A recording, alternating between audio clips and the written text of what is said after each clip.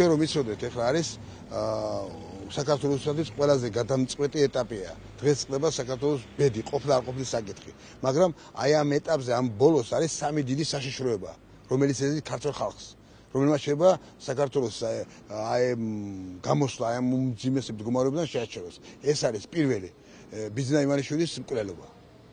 მეორე, ეს არის გაყალბება არჩევნების. და მესამე არის რომ ოპოზიციამ ერთმანეთს წაართვას ხმები. აი ეს სამი საშიშროება არის დღეს საქართველოს.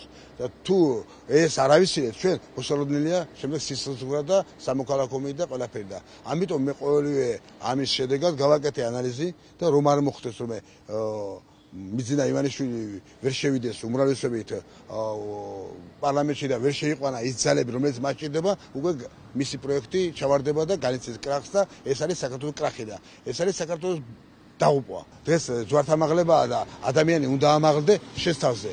შენს უნდა გააკეთო ისეთი ნაბიჯები და ისე უნდა მოიქცე რომ გაიმარჯვოს შენმა სამშობლომ და შენმა საქართველომ. ამიტომ მე გადავწყვიტე რომ მოიხსნა კანდიდატურა უნაჭიერესი, უწყინვალესი ქართულის, რომელიც ძალიან ჭირდება დღეს პარლამენტს.